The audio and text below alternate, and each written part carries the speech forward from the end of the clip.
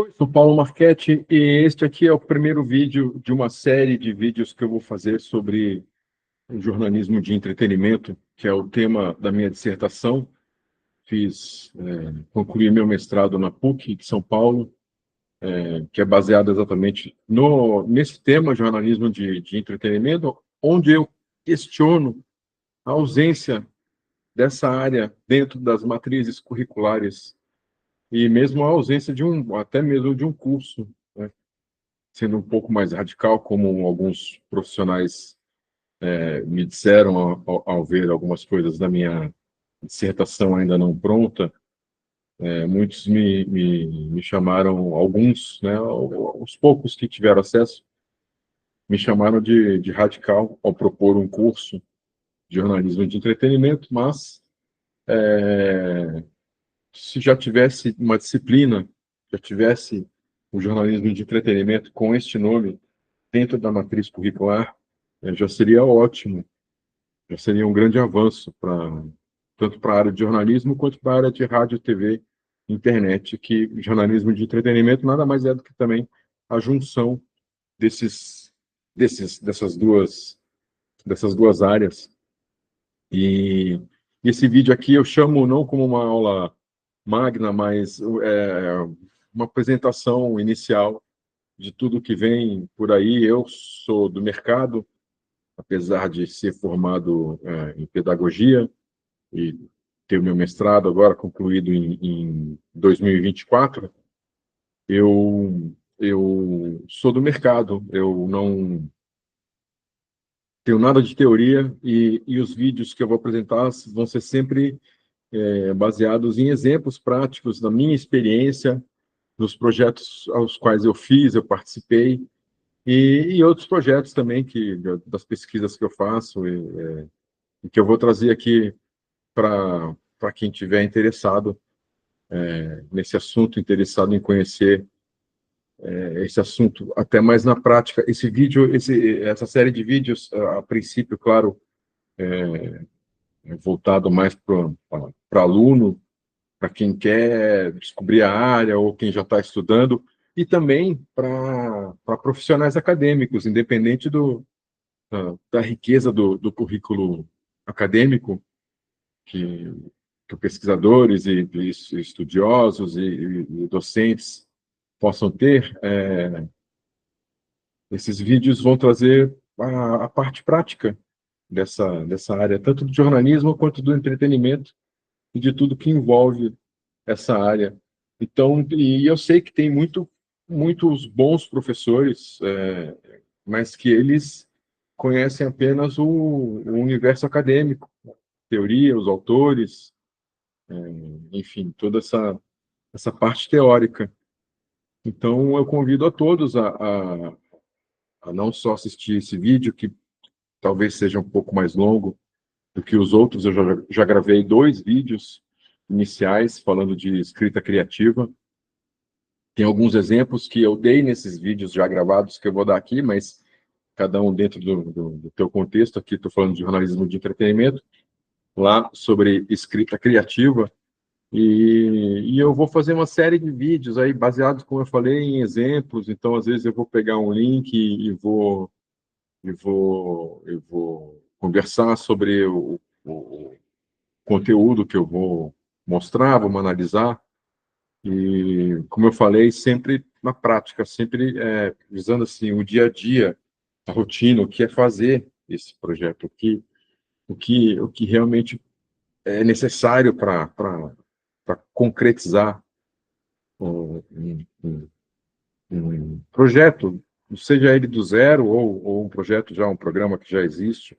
Enfim, eu vou abrir aqui a apresentação para a gente começar. Eu vou contextualizar, por isso que eu digo que pode ser um vídeo mais longo, porque eu quero falar um pouco da história do que é o jornalismo de entretenimento, que na verdade sempre existiu, ele sempre esteve presente, tanto na rádio quanto em televisão.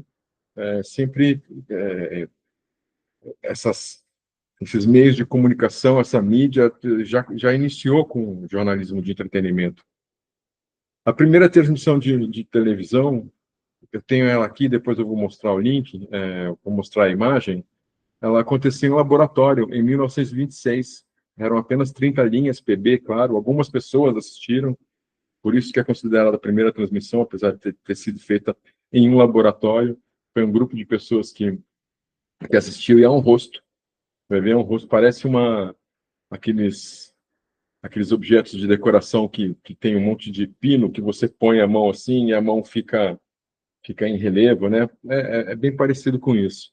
Daqui a pouco eu mostro, só quero fazer essa introdução rapidamente, e depois dessa primeira transmissão de televisão, que aconteceu em 26, aí em 27, 28, 29, aconteceu uma série de experimentos até, finalmente, em 1930, a televisão surgir mesmo, e os primeiros programas surgirem em 36, tanto na NBC, que é o mais conhecido, também na BBC de Londres, a inglesa, né? A NBC americana, foram os primeiros programas de televisão, e nesses programas eram programas de variedade. Por isso que eu digo que o jornalismo de entretenimento existe desde o início, porque já eram programas de variedade. Aqui no Brasil, como está aqui embaixo, ó, 18 de setembro de 60, a TV Tupi, depois de alguns... No mesmo dia que a TV Tupi, não é o programa que inaugurou a TV Tupi, mas foi o primeiro programa que passou na TV Tupi, que foi TV na Tábua, também tinha poesia, tinha participação de jogadores de futebol, tinha participação de atores, né, de gente de radionovela e tal. Foi também um apanhado geral, assim, um jornalismo de entretenimento. E isso, estou falando em 60 no Brasil, né? Voltando um pouco, os primeiros programas de televisão aconteceram em 36, e o rádio, a primeira emissora de rádio do mundo foi de 1920. Então está tudo muito próximo. O cinema mudo, ele começou a se popularizar em 1910, né? Na década de 10, e aí do cinema mudo para a televisão, que é a junção de imagem com áudio, foi um pulo só, né? Porque as experiências nunca terminaram. Se você pegar a lista de tudo que aconteceu, veio a fotografia, aí depois veio o cinetoscópio, aí veio o rádio, a primeira transmissão de rádio que aconteceu aqui no Brasil, do mundo, né? Que aconteceu aqui no Brasil em 1899. Aí já na primeira década do século XX, 1900 até 1910, um monte de experiências foram sendo realizadas.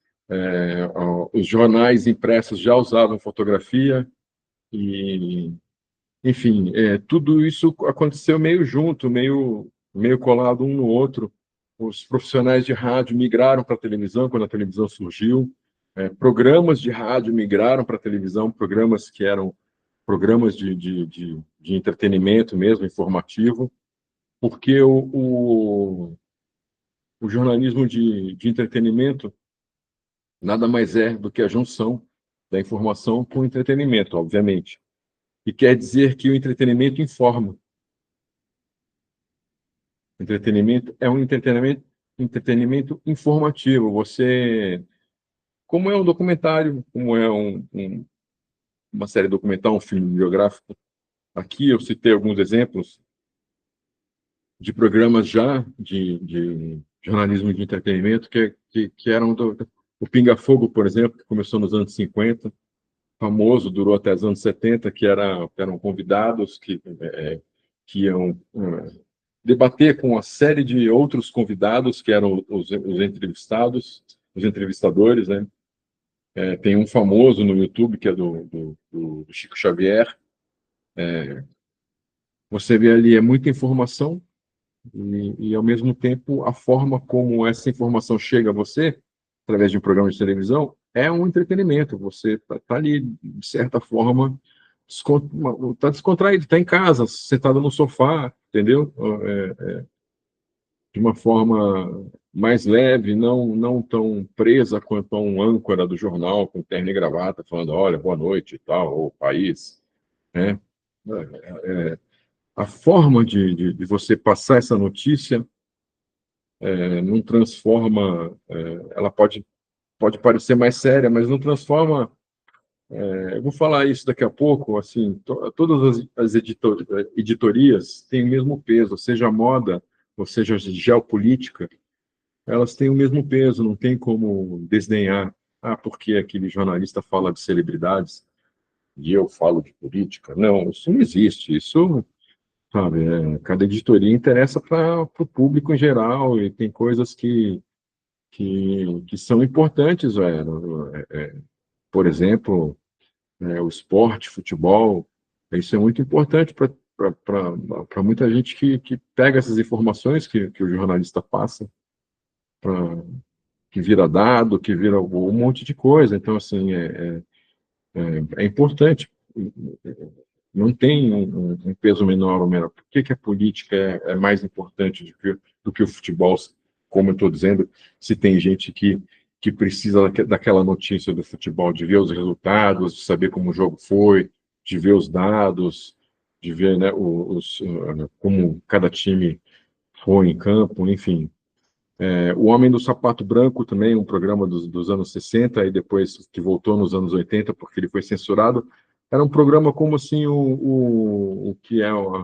Era um programa mais de sensacionalista, como fala, né? De casos de polícia, histórias de casal, aquela coisa que você explora bem trágica, bem dramão, assim, sabe? E foi bem famoso esse programa. Era o Jacinto. Eu vou errar o nome. Não lembro, mas eu assistia, né? E a Alma do Sapato Branco, porque ele realmente calçava um sapato branco. O programa começava com um close no sapato dele. E o Caso Verdade também é um programa da TV Globo, que passou nos anos 70 e nos anos 80, que trazia casos verdadeiros.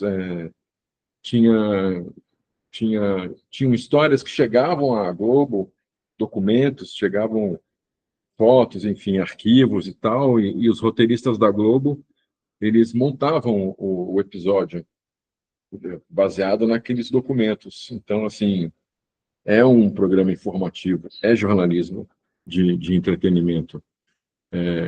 Então, assim, o jornalismo de entretenimento ele veio para agregar mais, enriquecer o trabalho de jornalista. Tem muita gente que acha que botar o entretenimento dentro do jornalismo é desdenhar do jornalismo. Não, pelo contrário, é enriquecer, dar novas ferramentas de trabalho, novas possibilidades, novos caminhos para quem é jornalista, que vai deixar de ser aquele jornalista, o repórter, o pauteiro, que vai ali, apura a notícia, vai atrás do personagem, monta a manchete, a chamada, o olho, e todo aquele protocolo para a notícia sair no site ou no jornal impresso.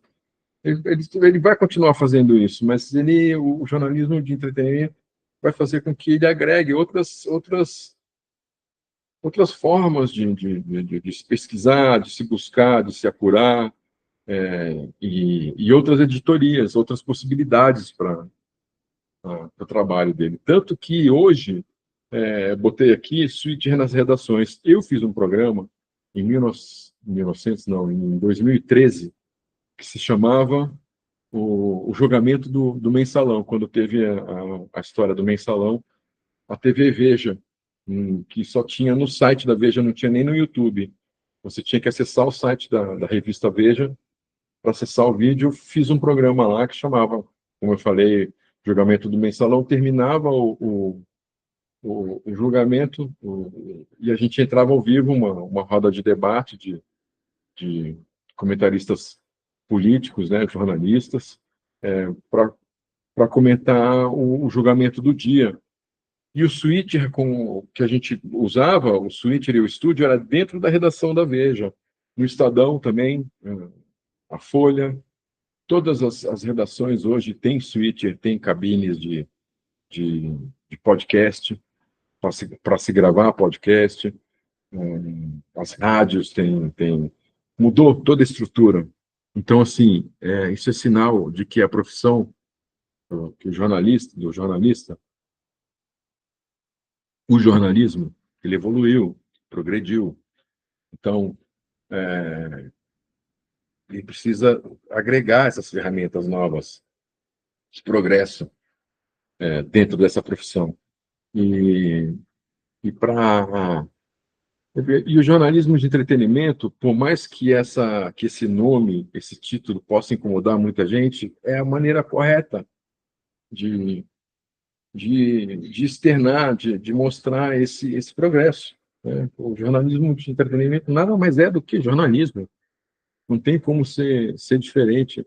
E essa resistência ela tem que terminar. Eu, fazendo meu mestrado, eu tive problemas com os jornalistas, por exemplo, que fizeram parte da minha, como que fala, a pré-banca, né, a qualificação, e, e eu conversei também com jornalistas com que eu trabalho, né, no meu ambiente de trabalho, que eu lido com muito jornalista mesmo, tradicional, repórter, tem departamento de jornalismo, eu tenho amigos muito, eu fiz jornalismo, 4 anos de jornalismo, eu não me formei, mas eu fiz os 4 anos de jornalismo.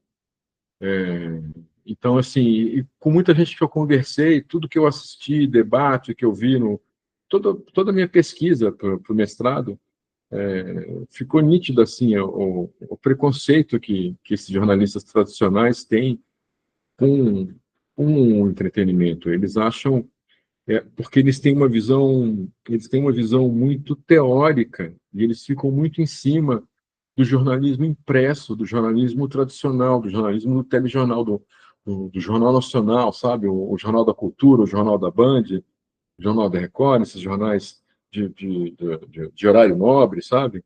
Eles ficam muito em cima disso quando se discute o jornalismo de entretenimento, e precisa sair disso. Até porque também, se você for pensar, o que é a Contigo, a antiga revista Contigo, que era especializada em televisão? Porque fala de televisão não é jornalismo?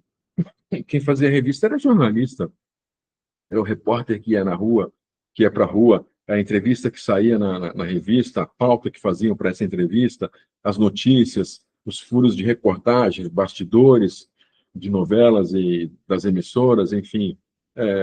Porque fala de televisão, ou porque fala de esporte, ou porque fala de carro, não é jornalismo, a revista não é a quatro rodas, não é jornalismo. Então, assim, isso não existe essa coisa de, não tem essa coisa, o que é jornalismo? O que é entretenimento quando se junta os dois? Não existe esse limite. O limite é o projeto, que eu vou falar daqui a pouquinho. Eu queria, inclusive, dentro disso que eu estou falando, falar desse exemplo do Bom Dia Brasil e do Mais Você, que foi um programa de debate que eu assisti entre material de pesquisa, que entrou, inclusive, na minha dissertação. Eu vi um debate e uma professora com um currículo extenso, assim, muito profissional, muito experiente, mas ela vive no mundo acadêmico.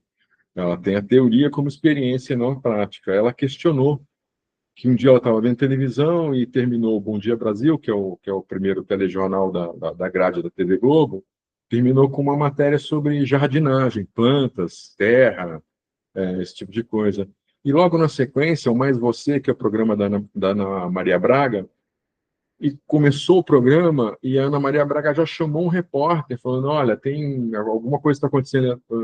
Ela não disse no programa o que era, mas a Ana Maria Braga chamou um link ao vivo, um repórter na rua, na cidade de São Paulo, e por causa de alguma coisa que estava acontecendo. Então a professora questionou, falou, como assim o programa Mais Você entra com um link ao vivo e o jornal termina com um programa, com uma matéria, uma reportagem sobre jardinagem?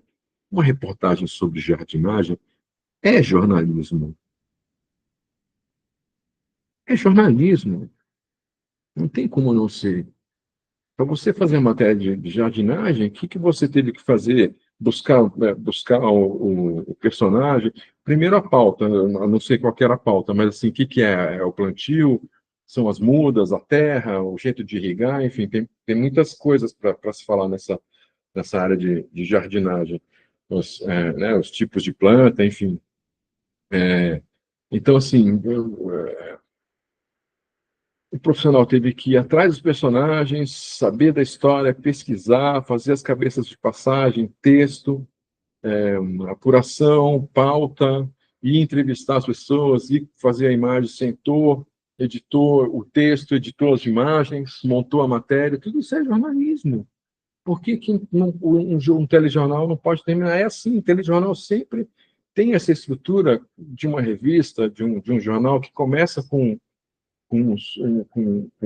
a editoria mais chata, que é política, geopolítica, é o dia a dia da cidade, os problemas do cotidiano da cidade, né? Enfim, até aí chegar no esporte, chegar no lazer, arte, cultura, né? Que é o que termina uma revista, que é o que termina um jornal impresso, enfim, e os telejornais geralmente são assim, termina com os gols da rodada, tá? Então terminou com a jardinagem. E o Mais Você começou com com o link ao vivo, pode ter sido por muitos problemas. Não existe teoria que vá descobrir isso e que vá discorrer sobre esse ponto aí que a professora levantou. Pode ter sido por causa da grade de programação, não vai dar tempo de fazer o link ao vivo, a gente tem que entrar com Mais Você por causa de compromissos comerciais, por causa dos anunciantes do Mais Você, que é daquele horário. E, de qualquer forma, a Ana Maria Braga, ela é jornalista formada, ela foi apresentadora de telejornal na TV Tupi, ela foi profissional em mídia impressa, trabalhou em revista, ela é diretora, ela é produtora, ela que criou Mais Você, começando ainda com o programa que ela fazia no Note a Note, eu não lembro, desculpa, o programa da Record, que aí se transformou no Mais Você, é um projeto dela. Então ela tem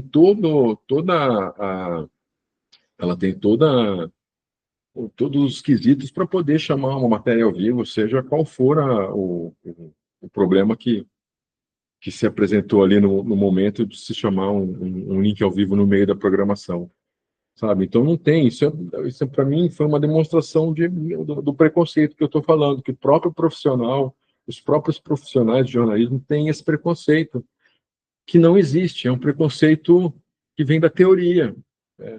E como eu falei, a gente não sabe o que aconteceu naquele momento, do burburinho de bastidor entre o departamento de jornalismo, que cuida do Bom Dia Brasil, o departamento de produção, que cuida, não sei como chamam, mas o departamento de produção, que cuida do Mais Você.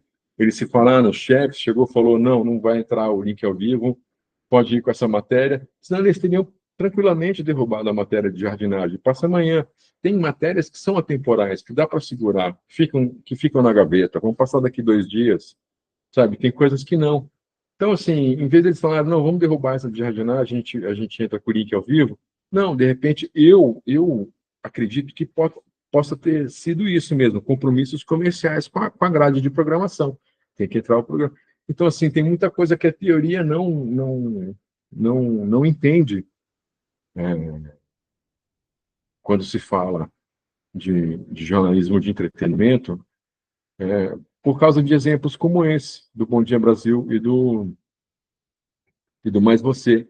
E eu coloquei isso aqui, ó, jornalismo primeiro em letras, direito e filosofia, porque esse preconceito me entristece entre os próprios profissionais.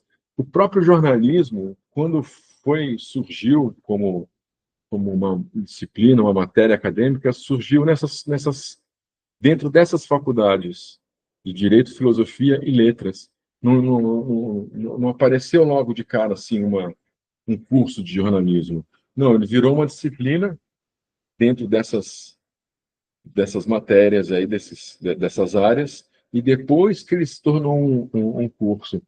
Então, assim, não pode ter esse tipo de preconceito, porque o jornalismo ele já começou ali meio, né, desse jeito, assim, entrando escondido na cola de outras disciplinas.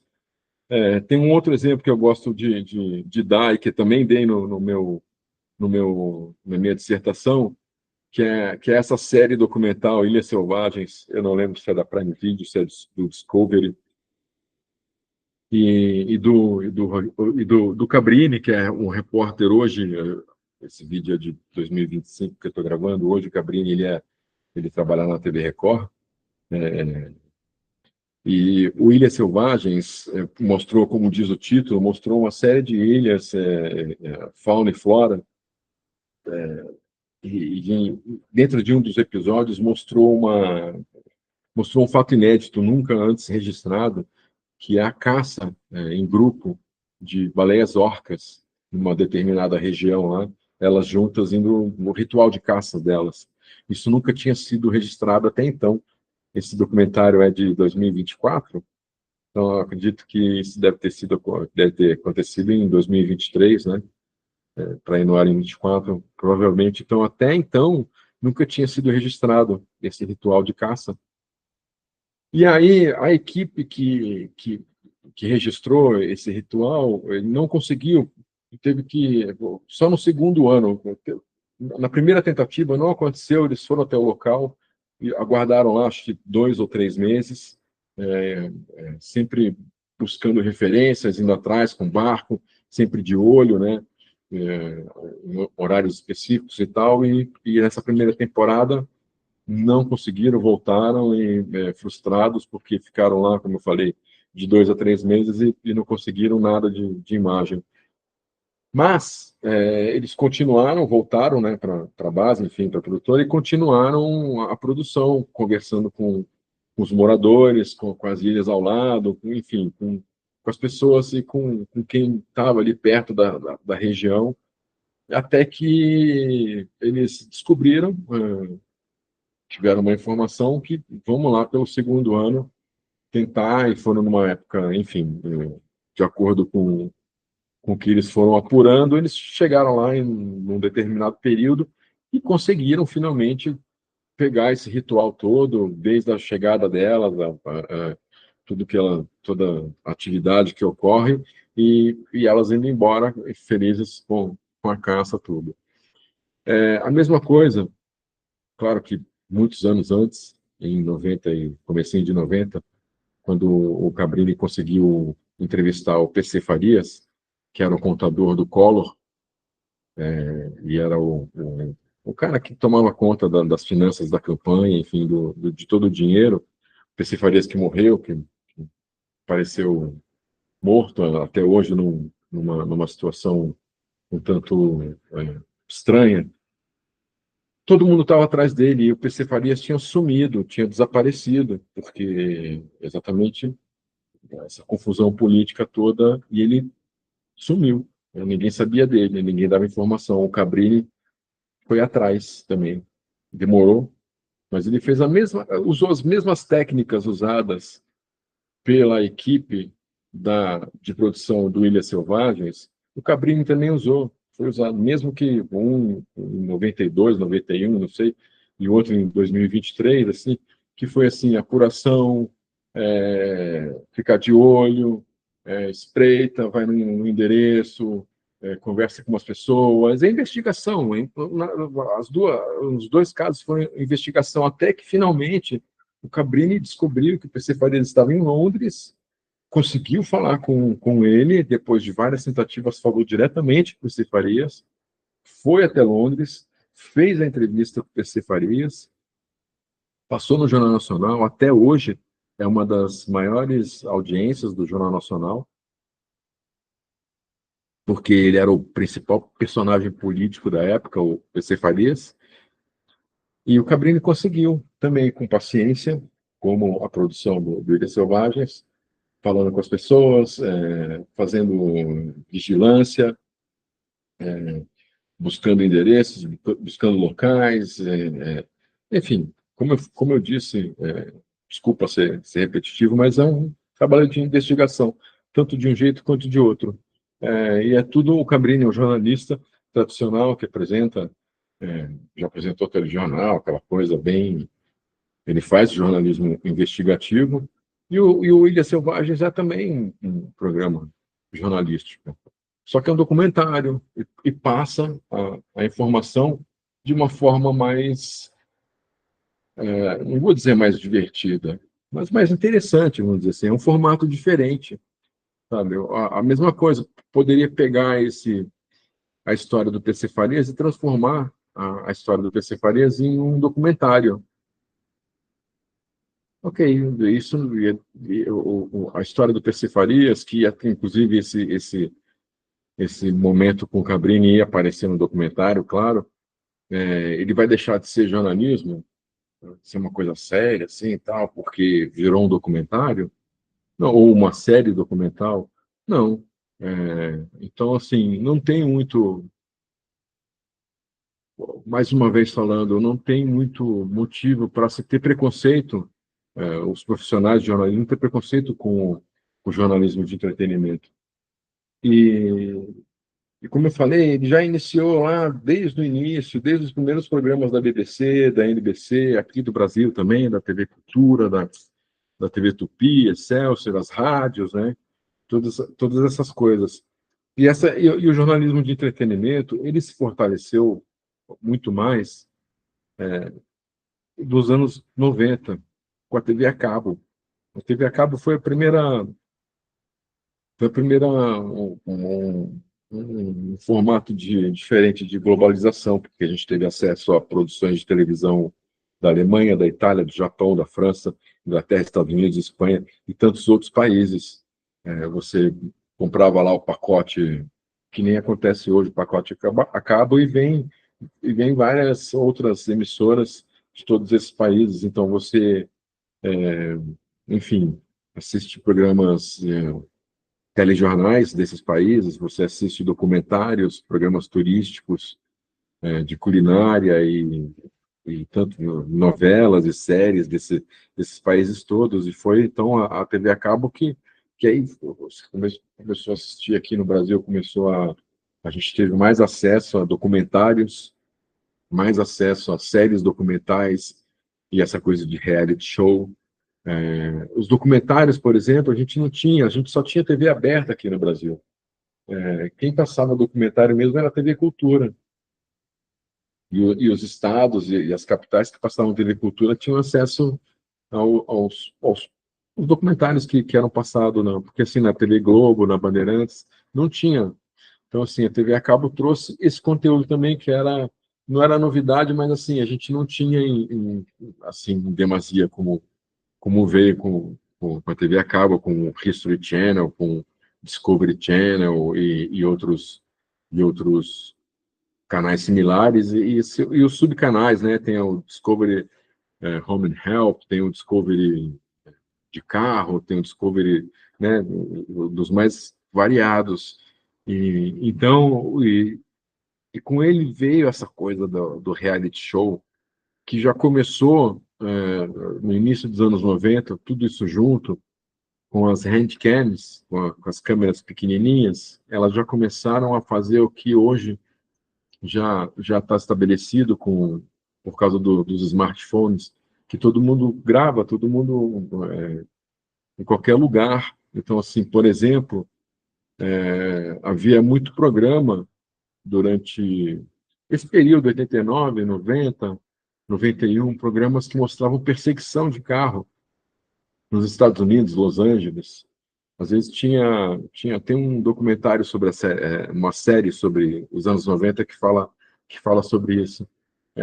Perseguição de carro. Então, às vezes, Los Angeles você via 7 helicópteros em cima, assim, da cidade, porque estavam todos, cada um de uma emissora, todos filmando uma perseguição policial de moto, de carro, enfim. E isso já. Aí o jornalista fala, pô, mas isso é sensacionalismo, isso é fazer da notícia um entretenimento. Não é. É só dar isso é dar um outro formato para ela. Não pode ter, como eu falei, não pode ter preconceito com esse tipo de coisa. Os formatos são dos mais variados. Eu vou trazer aqui os exemplos, e eu falo disso. Os exemplos de programas que estão dentro do jornalismo de entretenimento, documentários, séries documentais, que é a mesma coisa, né? Série documental nada mais é do que um documentário extenso. É um assunto que tem muito conteúdo e que, em vez de fazer em um episódio só, você faz em várias partes, né? Hoje, em vários episódios, né? A mesma coisa com filmes biográficos e séries biográficas. Tem histórias e personagens que dá para fazer um filme ou dá para fazer séries, que tudo baseado em fatos reais. Em fatos, né? Porque fatos já é real. Tudo baseado em fatos. Reality shows, como fala, o próprio nome numa tradução literal, é o show da realidade. Então, mostra o que está acontecendo ali. Também é um documento. Você assiste ali o Largados e Pelados, Vida Remota, o Big Brother, A Fazenda, Quilos Mortais, todos esses programas são baseados em realidade. E tudo ali tem informação. Tal que eu vou falar um pouco mais disso aí. Eu quero dar só os exemplos. Reality shows também são, obviamente, acho que o reality show ele é o principal produto do jornalismo de entretenimento, assim como o documentário, né? Mas o reality show ele trouxe mais à tona é, esse termo, jornalismo de entretenimento. Talk show, que é programa de entrevista, obviamente, é jornalismo, né? E a forma como ele é conduzido, ele entretém também, mas está ali a informação, está ali o entrevistado com o entrevistador contando suas verdades, contando, às vezes, o livro que lançou, uma história que passou. Sei lá, o Amir Klink que vai lá falar sobre as viagens dele de barco, um programa do show ou qualquer outro programa. Programas de debate também, a mesma coisa. São programas que trabalham com a verdade, né, que é a coisa do jornalismo, né? E eu trouxe aqui embaixo, dois exemplos mais específicos. O Aqui e Agora, que foi um programa policial, sensacionalista, do repórter estar ao lado do policial durante o tiroteio, quase como uma cobertura de guerra, bem realista mesmo. Era um programa que dava muita audiência por causa disso, mas nem por isso a matéria, o conteúdo, perdia valor por ser sensacionalista. Por que sensacionalista? Porque o repórter está do lado do policial com colete de à prova de bala, no meio do tiroteio, no meio da. Bem, é quase que um jornalismo gonzo, sabe? Não tem, então, assim, não pode ter preconceito com isso. O jornalista ele tem respeito com o jornalista que vai cobrar guerra, que vai cobrir guerra. É a mesma coisa, o cara que cobre até hoje tiroteios e que está dentro dessas situações de perigo, de bombeiro, enfim, do dia a dia da cidade, como era aqui agora, como é a Cidade Alerta e outros programas, isso é jornalismo, e é jornalismo de entretenimento, mas é o formato dele. Então, assim, é uma coisa que eu questiono ao invés do profissional, do jornalista, desdenhar e diminuir esse tipo de produto, de programa, de conteúdo, por que não, então, já que ele é uma pessoa acadêmica, teórica, então por que não criar uma teoria? Vamos discutir teoricamente esses programas, esses formatos, sabe? Ao invés de querer deixar de canto ou falar, não, isso aí, não, qualquer coisa. Eu vi profissional desdenhando da Discovery, desdenhando do History Channel. Então, eu fiquei assim, incrédulo, falando, puxa vida, essa pessoa, ela dá aula. Como que ela pode pensar tão pequeno assim, sabe?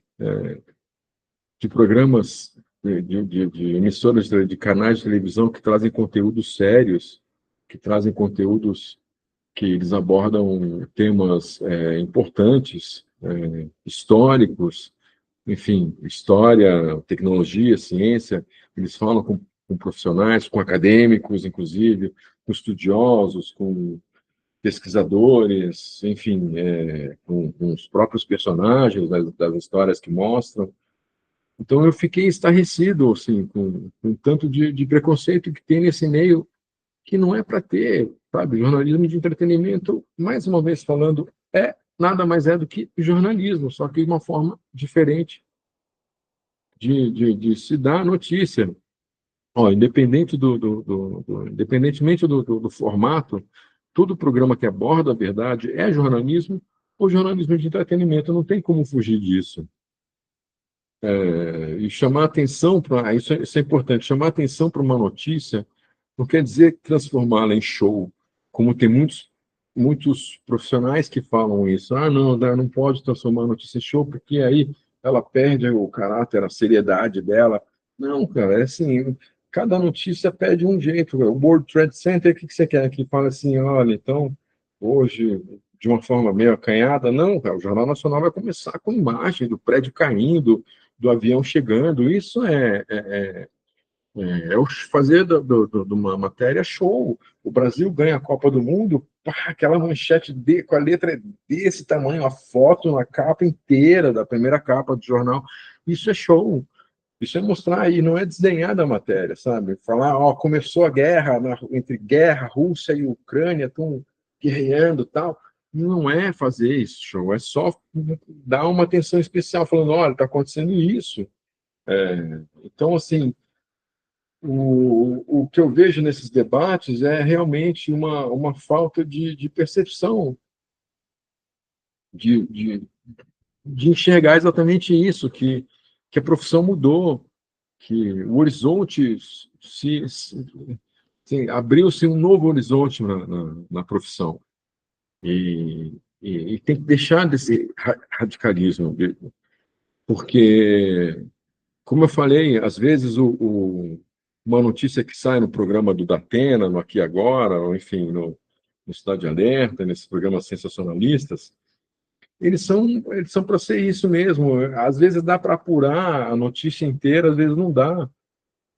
Desculpa. A apuração fica mais então para o Jornal da Tarde, que vai passar mais tarde.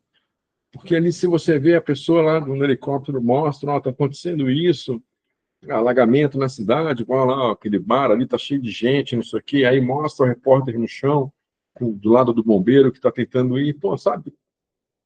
Isso é jornalismo, entende? Sabe? Não tem, porque o cara tá lá perto, tá mostrando, é popularesco. Que, por que esse preconceito? Eu não entendo a linguagem coloquial, e é ótimo, o jornalista ele tem que ter uma linguagem coloquial. Inclusive, isso é um dos vídeos que eu vou, um dos temas que eu vou abordar, que são os vícios de linguagem, que são horrorosos para muitos jornalistas, inclusive de renome, têm essas manias. Então, assim, cai o Muro de Berlim, por exemplo, o fim do comunismo da União Soviética, isso aconteceu em 89, 90, todo mundo, sabe, foi um fuzuê, todos os jornais, foto do muro, pessoal com martelo, com marreta, destruindo. Isso não quer dizer, isso não é diminuir a matéria ou deixar de mostrar a importância dela, tá? Pelo modo. Isso, isso só mostra a grandeza da notícia, né? Tem apresentadores, como o Faustão, o Pedro Bial, a Ana Maria Braga, que eu dei já exemplo, Serginho Grossa, o Marcelo Taz, o Zeca Camargo, Astrid Fontinelli, tinha o Rubens Evaldo Filho, falecido, especialista em cinema. Todos eles são jornalistas que trabalham no jornalismo de entretenimento. O Fausto Silva ele começou como repórter de campo em rádio, né, de futebol. Depois foi fazer o Perdidos na Noite. Ele tinha aquele jeito dele engraçado, descontraído. Alguém falou, não, vamos fazer um programa com você. E, e o Fausto Silva ele é um jornalista. Ele pode muito bem, ele pode estar lá entrevistando o malabarista lá do programa dele, antigamente, né, da Globo, mas ele poderia muito bem entrevistar o presidente da República, não tem o menor problema. A mesma coisa com o Pedro Bial, que cobriu a queda do muro de Berlim, que cobriu guerras, né, e depois foi apresentar o Big Brother. Não tem o menor problema. deu super certo, inclusive, o Bial. Engraçado, porque a primeira edição foi o Pedro Bial e a Marisa Hort. A Marisa Hort é de entretenimento e o Pedro Bial é jornalismo. Só que no final da temporada, a Marisa Monte ela saiu porque não deu certo com ela fazer Big Brother. Ela não se encaixou ali. O Pedro Bial, pelo contrário, durou quanto tempo apresentando o Big Brother? Ele botou ali um estilo em cada momento, no paredão, né, nas conversas com os participantes e tal. Ele trouxe a bagagem dele de jornalista para o entretenimento. Qual o problema? Não vejo nenhum problema. Ana Maria Braga, a mesma coisa. Ela pode chamar ali a celebridade, a moça que está fazendo sucesso na novela das oito, com o personagem dela e tal, para tomar um café ali com ela, mas ela também pode chamar o presidente da República, ela pode chamar qualquer pessoa, um ministro, enfim, um economista, para bater um papo ali, ela vai conduzir perfeitamente. Assim acontece com Marcelo Grossman, assim acontece com Marcelo Taz. Pô, Marcelo Taz, pelo amor de Deus, é um ótimo exemplo de jornalista de entretenimento. Zeca Camargo, Astrid Fontenelle, pessoas com quem eu, inclusive, trabalhei na MTV. Vai falar deles, eles são jornalistas. Se você quiser botá-los na bancada do Jornal Nacional, todos eles vão apresentar o Jornal Nacional numa boa. E se você colocá-los no meio do Lollapalooza lá para apresentar ao vivo o Lollapalooza, eles vão apresentar o Lollapalooza também, sabe? E é essa flexibilidade que o jornalista precisa hoje, não só quem está agora entrando, ou quem está em faculdade nas universidades, mas os profissionais acadêmicos, eles precisam entender isso. Eles precisam abrir mais a percepção, a mente, tirar esse preconceito. Olha, outros exemplos, eu tenho um monte de exemplos assim, porque o exemplo é melhor, é, é, enfim, é o jeito mais prático, direto, objetivo, de mostrar quilos mortais, que é um reality show que mostra as pessoas obesas, pessoas que às vezes não conseguem nem levantar da cama mais. É um programa super importante, porque ele traz médicos, ele traz soluções, ele traz dicas, sugestões. Ele é muito importante para quem passa por esse problema, por exemplo. Trato Feito, um programa de entretenimento super legal, de negociação. Eu fiz um projeto desse parecido, um reality desse parecido para o History também. É um programa super interessante, porque trabalha com memorabilia, com objetos antigos, traz a história deles. Às vezes uma pessoa chega lá com uma carta do presidente dos Estados Unidos, sabe, de um dos primeiros presidentes, ou traz um texto, não sei o quê, traz um objeto, uma guitarra que foi do Elvis, aí conta, sabe, contextualiza aquela guitarra, contextualiza, né, conta a história daquele objeto. Então, é um programa de entretenimento que você ganha informação. Você está ali para se entreter ali, para ver se o cara vai vender, se ele vai ganhar dinheiro, se o objeto é legal ou não, e você ganha informação daquele objeto. Isso é muito bacana. Super Nanny também. Super Nanny é um reality show de uma babá que vai nas casas que tem, os casais que têm problema com os filhos, ela vai e acha ali a solução, vê, entende a dinâmica da família, vê o que precisa fazer enfim, para organizar a casa do jeito que tem que ser organizada. E nisso quem assiste se entretém, né? Porque vê aquela dinâmica toda, mas também aprende com as dicas, aprende como lidar com uma criança mal criada, uma criança que não quer comer, uma criança que não vai bem na escola. Tudo isso aí o Supernanny dá dicas importantíssimas.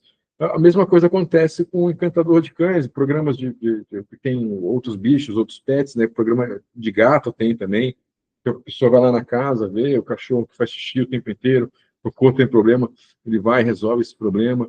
Isso, hoje em dia, inclusive, o mercado de pet, que é gigante hoje, são programas super informativos. A mesma coisa quem assiste Largados e Pelados, tem muita informação ali de pesca, de sobrevivência, aqueles programas de fronteira que tem no Discovery, que tem no History. Então, alguns canais que têm esses programas da Polícia Federal no aeroporto, da fronteira, né, nas estradas, fronteira no Brasil e em outros países. Isso tudo é jornalismo de entretenimento. Você está ali vendo a polícia dar geral no cara que está levando muito cigarro, e por que que você está levando muito cigarro, não pode levar, aí vem informação sobre código penal, essas coisas. Você aprende, sabe? Assim como os documentários de fauna e flora, que são super divertidos, e você também aprende sobre a vida dos animais, a caça, a vida das plantas, das árvores, o ciclo, esse tipo de coisa. Isso tudo é jornalismo de entretenimento, não tem como fugir disso. Outros exemplos aqui, ó, o Oscar, a Fórmula 1, futebol. O Oscar, você precisa ter ali, como eu falei, o Rubens Evaldo Filho, já falecido, incrível, o cara era incrível. Ele escrevia, ele apresentava o programa, ele dirigia, produzia, ele escreveu peças de teatro, ele escreveu livro, ele dava aula de cinema, ele dava aula de jornalismo, ele dava aula de teatro. Não, perdão, ele escreveu peças de teatro, eu falei, né? Ele era um cara super, assim, como o Jô Soares, assim, Chico Anísio, Moacir Franco e tantos outros craques da mídia, da televisão, do rádio, que são o Pedro Bial, por exemplo, sabe, todos esses nomes que eu listei agora, são todos eles são muito dinâmicos e eles conseguem fazer várias coisas, não tem tempo feio para eles. O Oscar é uma cobertura informativa muito legal, porque você precisa fazer o roteiro, saber dos filmes, ir atrás de informação dos atores, dos protagonistas, enfim, Fórmula 1 é uma loucura, porque Fórmula 1 são, sei lá, 160 câmeras numa transmissão de Fórmula 1. São vários switchers, o switcher das câmeras que estão no chão, o switcher das câmeras que estão no box, é o switcher só de áudio, é uma loucura até chegar no switcher central para fazer aquela imagem que a gente tem. Só o carro dos motoristas, dos pilotos, são 4 câmeras. Então você imagina, são 20 pilotos, 4 câmeras em cada piloto, para cada piloto, mais pelo menos uma, 2 câmeras em cada box. Então, assim, é uma loucura a Fórmula 1. Você precisa ter uma organização ali que é puro jornalismo, sabe? Apesar de ser Fórmula 1, esporte, carro, tudo, é puro jornalismo aquele momento. E quem trabalha na transmissão, porque a Fórmula 1 pega, ela faz a transmissão e vende, né? A emissora que compra, ela não precisa se preocupar com a transmissão. Mas o formato que é feita a transmissão, tem ali, no caso aqui do Brasil, que hoje é feito pela Band, tem ali os ex-pilotos, que são comentaristas, o jornalista, que é o narrador, o locutor da corrida, tem a Mariana Becker, que é a repórter que está lá no box, que está lá na pista, sabe? É puro jornalismo, entendeu?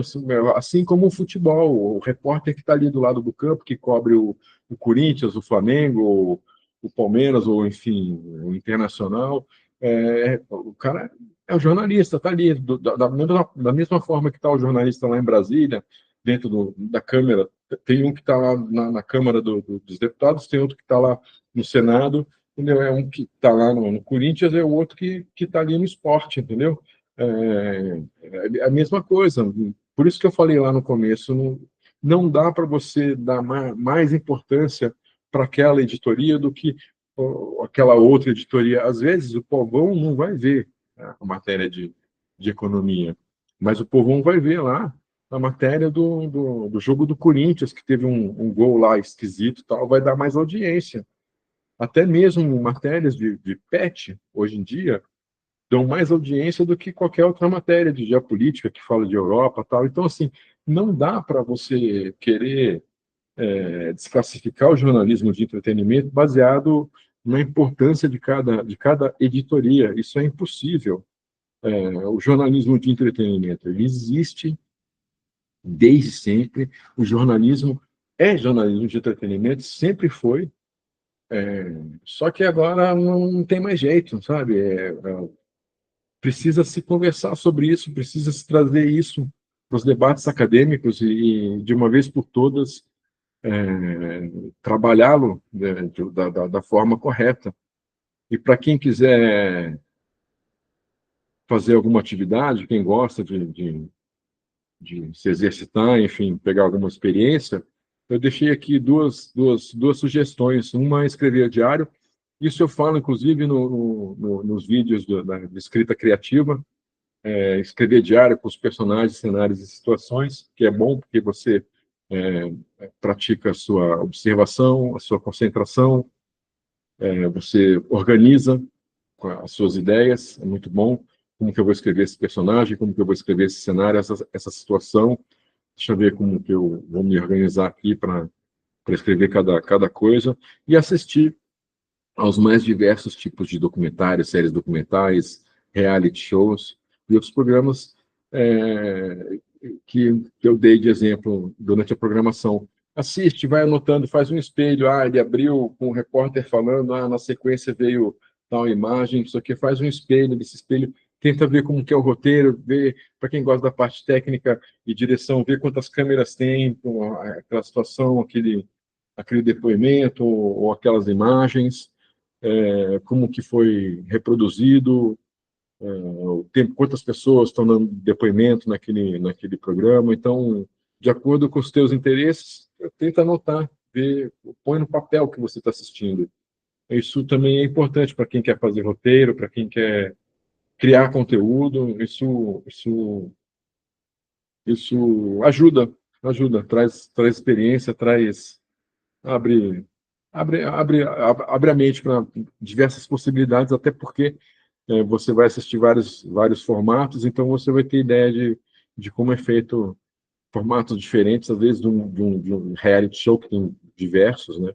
Enfim, programas de debate, aí vai de acordo com o que você gosta. Os próximos vídeos, além desse, que, como eu falei, ia ser um pouco mais longo, os próximos vídeos vão ser sobre escrita criativa, fiz dois, e vou dar sequência nesses vídeos todos sobre jornalismo de entretenimento, porque é uma tecla que eu vou bater bastante, que é necessário, e porque eu quero ajudar profissionais da área, quem não é da área, como eu falei no começo, mesmo quem é da área acadêmica. Estou aqui dando exemplos práticos, exatamente para ver como que funciona ali o dia a dia e a rotina. Então, essa foi a abertura dessa série de vídeos que eu vou lançar. Eu espero que eu ajude de alguma forma a quem se interessa pelo assunto. Tem contato meu na descrição do vídeo. Mas é isso. Então, até o próximo vídeo. Obrigado pela companhia e a gente se vê e a gente se fala. Valeu.